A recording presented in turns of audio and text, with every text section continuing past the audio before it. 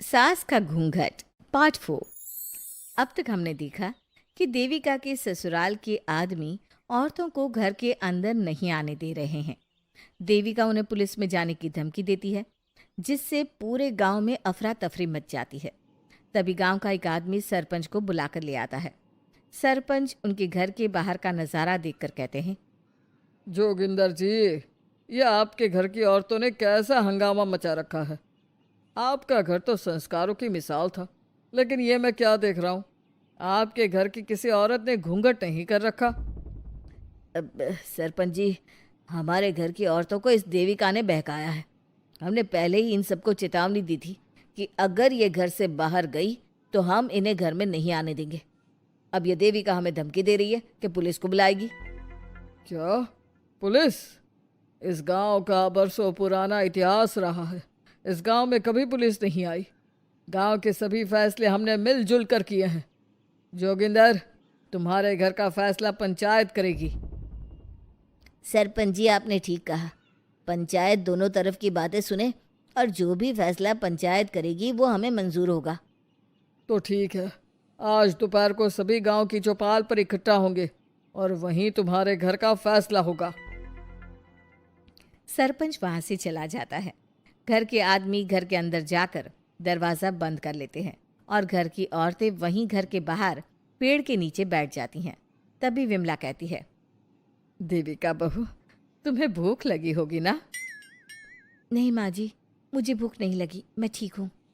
बहू, तेरा बच्चा छोटा है अभी, तुझे भूखा नहीं रहना चाहिए। वेदा, सुजाता, जाओ पास में जो पंडित जी का बाग है ना, वहाँ से कुछ फल तोड़ लाओ।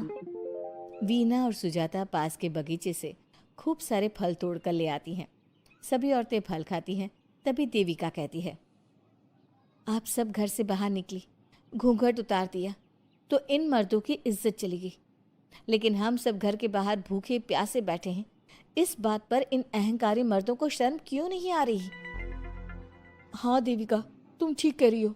अगर हम मर भी जाए ना, तब भी इन मर्दों के लिए इनके बनाए गए नियम कानून ही अहम रहेंगे, हम नहीं। सुजाता भाभी, मुझे तो सबसे ज़्यादा सचिन पर गुस्सा आ रहा है। उसने मुझसे लव मैरिज की थी, क्या क्या वादे किए थे कि मेरा साथ कभी नहीं छोड़ेगा, और आज उसने मेरा साथ छोड़ दिया। अपने बच्चे को एक बार भी नहीं देखा उसने।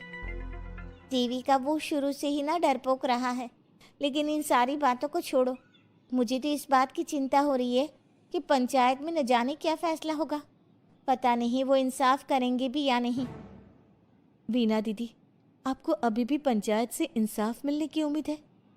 अगर इस गांव की पंचायत में सच में इंसाफ करने की भावना होती तो सरपंच जी अभी हमें घर के अंदर जाने देते। देखा नहीं कितना जहर उगल कर गए हैं हमारे खिलाफ। तो बहू, अब हम क्या करेंगे? पंचायत तो हमारे खिलाफ ही फैसला सुनाएगी। पहले तो हम अपनी सारी बातें रखेंगे। अगर ये लोग नहीं माने तो आपको वही करना होगा जो मैं कहूँगी। लेकिन एक बात आप याद रखना, किसी भी सूरत में हम झुकेंगे नहीं, क्योंकि हम सही हैं। देविका सभी औरतों को समझा रही थी। तभी वहाँ एक गांव वाला आता है। आप सभी को पंचायत में बुलाया है। उस गांव वाले की बात सुनकर सभी औरतें पंचायत में पहुंचती हैं। वो देखती हैं कि उस पंचायत में सारा गांव इकट्ठा हो गया है। बहुत सारी औरतें लंबे लंबे घूंघट करके वहां आई हुई हैं। तभी पंचायत की कार्यवाही शुरू की गई और घर के आदमियों से पूछा गया कि वो घर की औरतों को घर में क्यों नहीं रखना चाहते। हमारे घर की औरतें ना तो घूंघट उतारती है और ना ही किसी डॉक्टर से इलाज करवाती है, और हमारे मना करने के बाद भी इन सब ने घर से बाहर कदम रखा, हमसे ऊंची आवाज़ में बात की।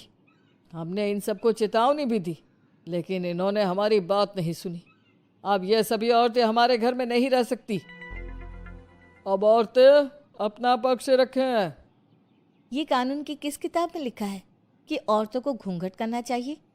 और अगर मेरे ससुराल की औरतें मुझे डॉक्टर के पास ना लेकर जाती तो ना मेरा बच्चा जिंदा बचता और ना ही मैं। लेकिन दाई अम्मा से हम इलाज करवा रहे थे ना। दाई अम्मा को कुछ समझ में नहीं आ रहा था। देविका का इलाज दाई अम्मा के बस की बात नहीं थी। काफी देर तक दोनों पक्षों में बहस चलती रही। दोनों एक दूसरे पर आरोप प्रत्यारोप लगाते रहे, लेकिन दोनों पक्षों की बात सुनने के बाद पंचायत ने जो फैसला लिया उसके लिए तो देविका पहले से ही तैयार थी।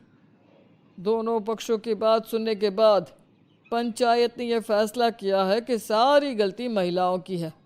अगर वो अपने अपने पतियों से माफ़ी मांग लेती है और वादा करती है कि भविष्य में कभी ऐसी गलती नहीं दोहराएंगी, तो वो घर के अंदर प्रवेश कर सकती हैं। हमें पंचायत का फैसला मंजूर नहीं है।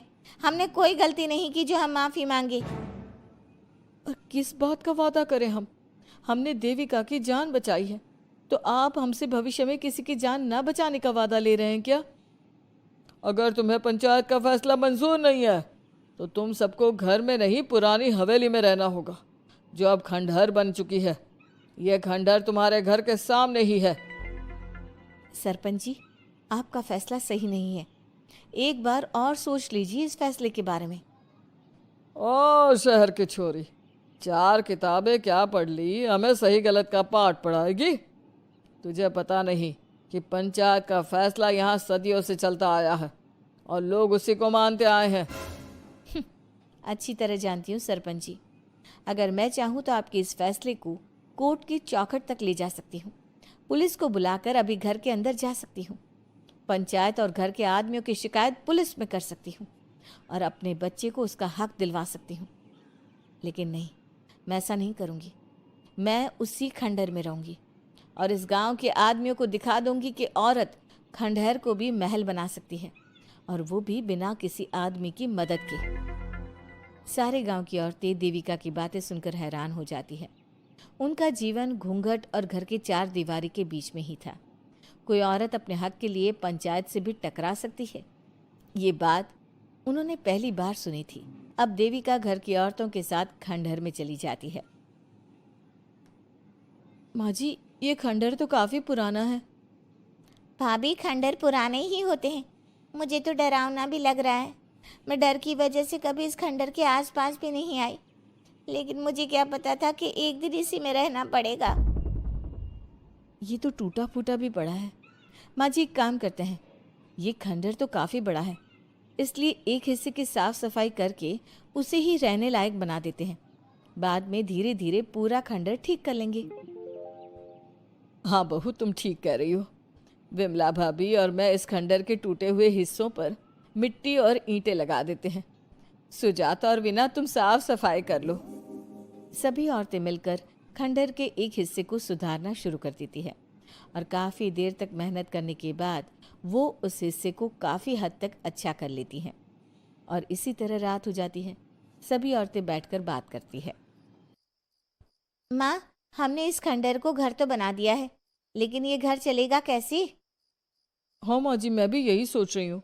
और हम सब तो बड़े हैं, गर्मी सर्दी भूख कुछ भी आसानी से बर्दाश्त कर सकते हैं। लेकिन देविका का बेटा बहुत छोटा है, उसे तो हमें अच्छी तरह से पालना होगा ना।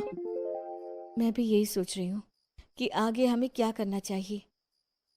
कम्मू और मैं मिलकर मिट्टी का चूल्हा और मिट्टी के बर्तन बना देते हैं। कुछ दिन के लिए खाने का इंतज़ाम भी हो जाएगा, क्योंकि यहाँ पर खेत और बाग बगीचे आसपास ही हैं, कहीं से कुछ भी ले सकते हैं।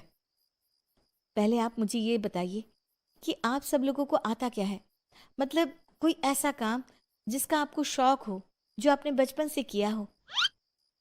बहू, तेरे दिमाग में चल क्या रहा है? माँ जी, बहुत कुछ चल रहा है। बस अब हमारा सारा ध्यान इस बात पर होना चाहिए कि हम अपने लिए अच्छे से अच्छा क्या काम कर सकते हैं। आप सब हिम्मत से और समझदारी से काम लो, फिर देखना हम इस खंडहर को भी महल बना देंगे। इसके लिए सबसे पहले हमें आत्मनिर्भर बनना होगा।